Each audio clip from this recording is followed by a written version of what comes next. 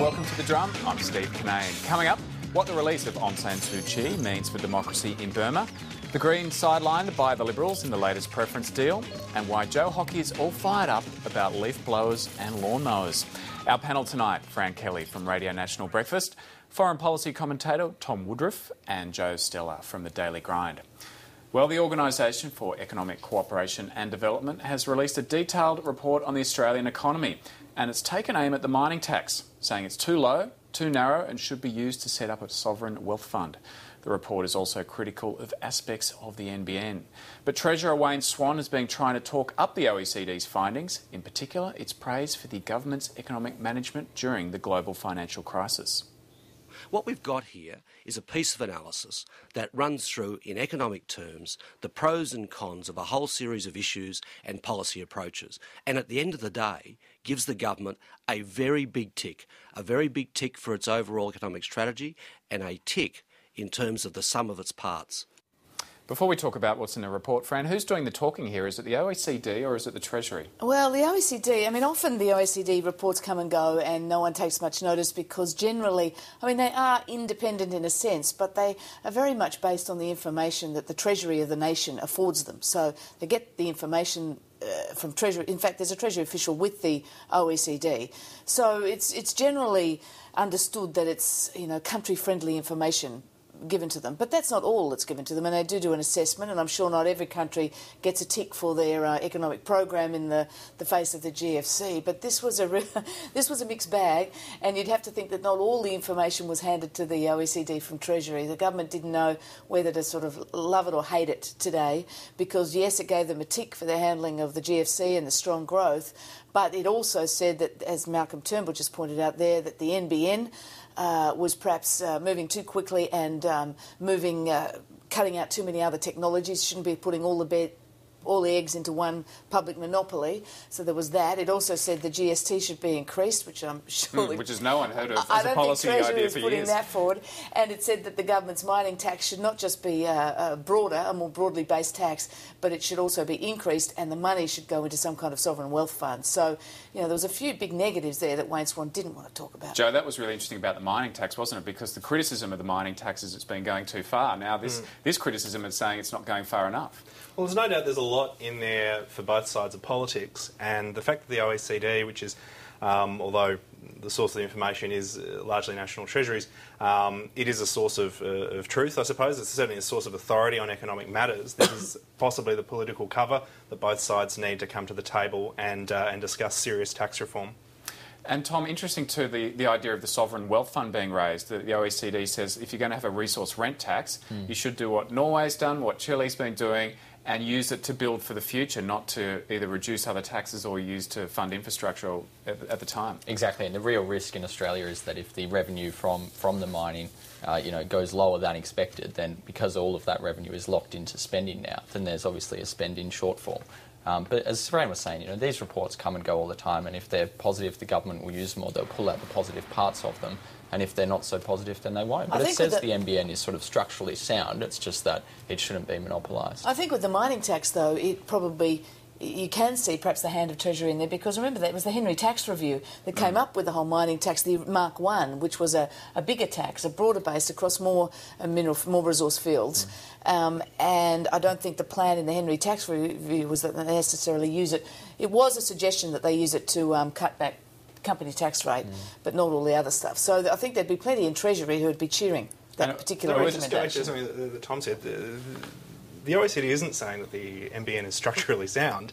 They're saying the exact opposite. They're saying that the business model is wrong, the idea of having a massive government monopoly rolling out a parallel internet infrastructure and closing down the existing infrastructure, and they're also saying the government shouldn't be picking winners on technology. But they do... that is a structural problem. They do say that the NBN is an asset that would be good for Australia in a whole range of ways. They do make the point, though, there is a positive message there too about Australia rolling out to fast-speed broadband finally. Nobody disputes that the internet is a good thing. It is effectively an idealistic report. When you look at it, it's not just the GST coverage on food as well, it's things on childcare and healthcare as well, and all these sort of things are almost politically not going to be able to happen in Australia anyway. So Well, Joe, on the point of the policy. NBN, Alan Kohler wrote some interesting comments on the drum this afternoon. He said the OECD's apparent suggestion that the whole thing be put off for as yet unknown technology is bizarre. He said on that basis you'd never do anything. Weren't they saying that rather, because part of the deal is that Telstra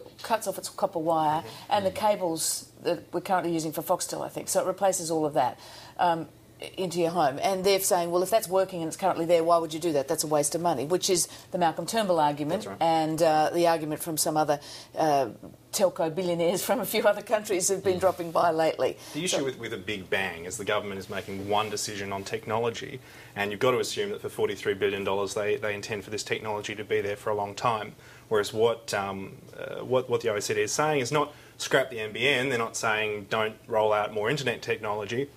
They're simply saying, let's slow it down, let's see what the pace of technological change is, let's see where the market is in 5 years. But it's effectively a bob each way, which is exactly the point that Alan makes today on the drum. And also, you know, I think Australians are pretty tired of hearing let's slow down the rollout of fast-speed broadband in this country. That's the political problem, the opposition. Well, I just think people want to have high-speed broadband. Well, if you go to the communities where it has been rolled out, what they're saying is, why do we have this? This doesn't interest me. I don't want to pay $100 a month for internet that's faster it's than price I need for sensitive, email. no doubt about that. Yeah. OK, well, the OECD has also weighed in on the government's climate change policy, saying it should move quickly to put a price on carbon. This morning, the Minister for Climate Change, Greg Combet, announced an inquiry by the Productivity Commission into what the rest of the world is doing to put a price on carbon. What the Productivity Commission will be doing is to look at the effective carbon price operating by virtue of a whole host of policies in economies with which we trade. That's their brief. Fran, that's Greg Combet speaking to you this morning on Radio National Breakfast. Why have they brought in a Productivity Commission inquiry into this? I think it's a political strategy as much as anything, because what killed it off last time and basically killed off Kevin Rudd's leadership and Labor's election victory chances, clear chance of victory, was the Tony Abbott's great big new tax scare. This does two things. It provides cover.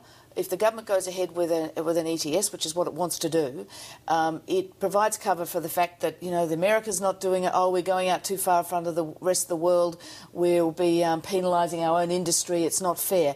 If it's got the Productivity Commission report in hand, which says, well, actually, you know, 86 countries or whatever it is already have price on carbon in these various ways, and this is how much these elements, what they do to the price of carbon. And that's one thing. It gives you cover that we're going alone. We're not. We're actually trailing behind a lot of the world and a lot of American states even. But also it will give a comparative price on carbon, and if it shows that the cheapest way to get a price on carbon is an emissions trading scheme, some kind of cap and trade scheme, well then that blunts a little Tony Abbott's great big new tax scheme. I think it does that. It also provides cover on the other side, because we know the Greens, certainly not enamoured with the Labor Party's ETS scheme, preferring at the moment some kind of carbon tax.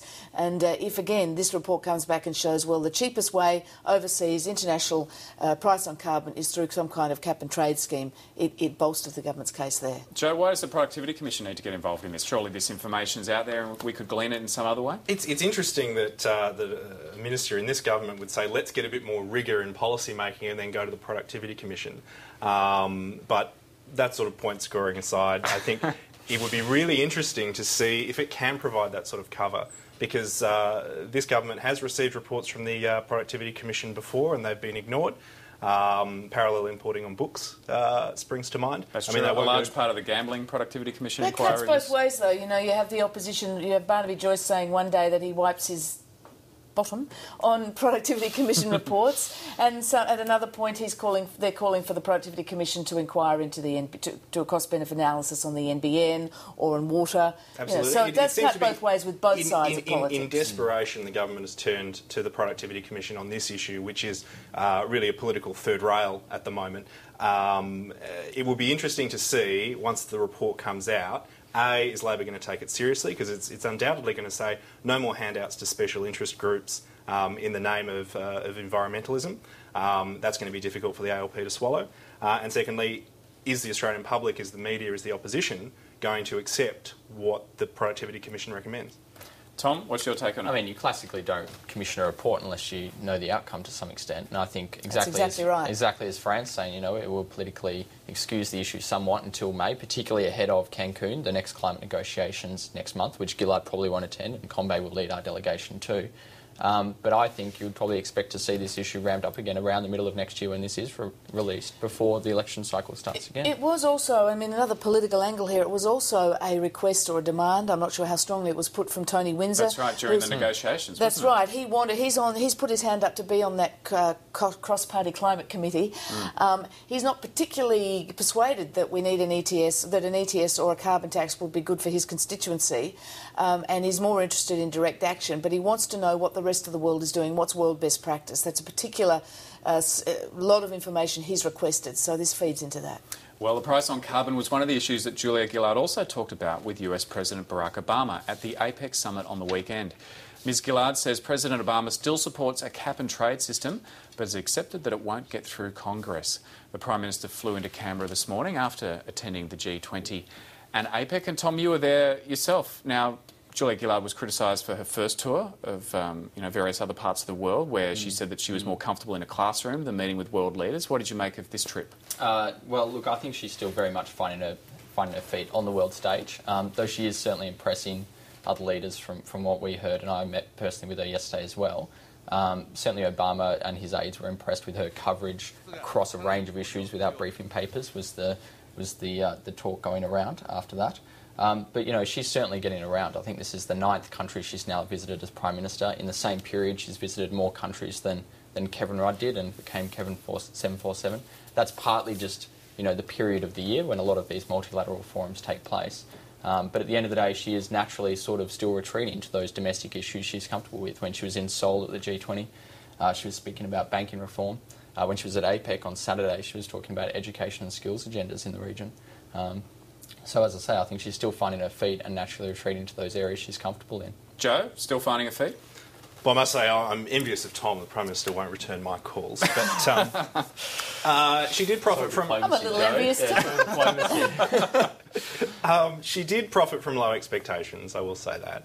But at the same time, she was very clever in terms of using this sort of international backdrop to ensure that she was still engaged with the debate back home on key issues. What I thought was really heartening, though, the partisanship aside, was that she reaffirmed the sort of mainstream consensus in Australian politics that the US alliance is the most important part of our security apparatus, and that Australia is a steadfast supporter of free trade. So both those things were great to see. Both those things are not surprising. I mean, the headlines today in the papers that, Australia pitches for free trade. Well,